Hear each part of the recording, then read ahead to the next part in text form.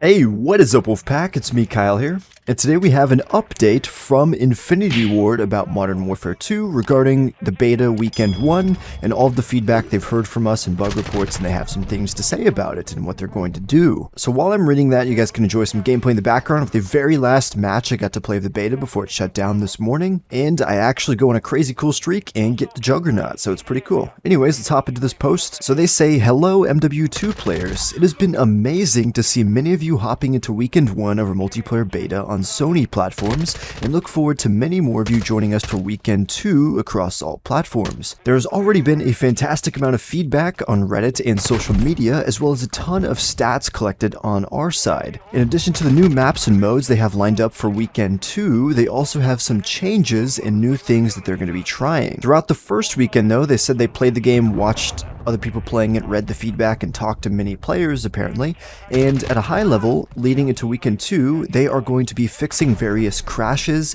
addressing a few gameplay exploits, patching some map geography and lighting issues, and updating progression for some of the gunsmith and related bugs. Now, getting into the actual meat and potatoes, getting into Minimap red dots and the rules on that. And they say currently in the MW2 beta, they only show enemy player dots when a UAV is active.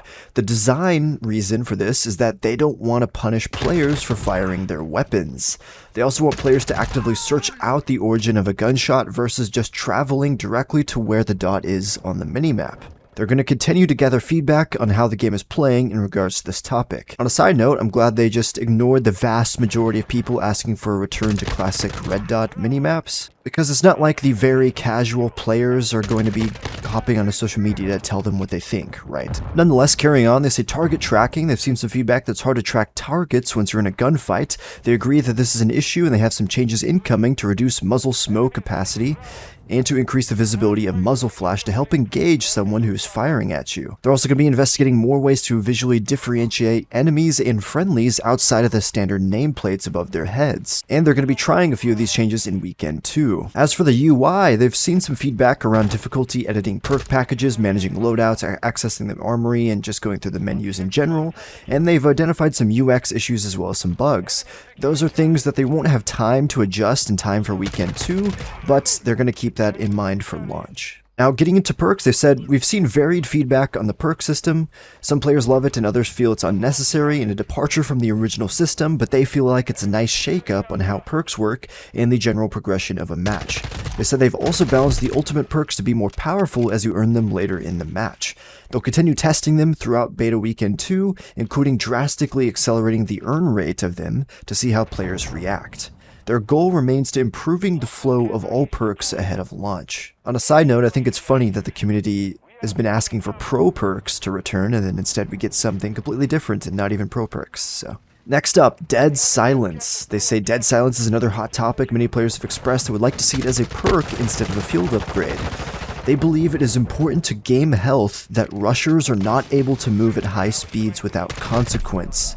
Dead Silence as a field upgrade creates a balance between freedom of movement and predictability of combat. So that's what they say regarding Dead Silence, and it seems that they're really trying to cater to bad and casual players with all this. I mean, earlier on they just said they don't want to punish people for shooting their weapon, but they're going to punish you for rushing, and they think there should be a downside to rushing, so they give us loud footsteps. Come on, Infinity Ward, that's kind of hypocritical, don't you think? I don't know, what do you guys think in the comments down below? Moving on to footsteps, they say footsteps audio in weekend 1 of the MP beta was very high, giving players long-distance directional information about enemies. For weekend 2, they do have some changes coming in. They're going to be reducing the range of footstep audio for the various player movements, such as sprinting, tack sprint, or walking. This will help soften the cost of moving around the map.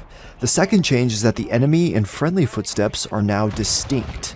This should help players better understand what's going on as things move around on the battlefield. And lastly, they say getting into sliding. They say the sentiment around the removal of slide canceling remains positive, which I agree. They are aware of the current workaround that people are able to do and are contemplating how to handle it for weekend 2 of the beta.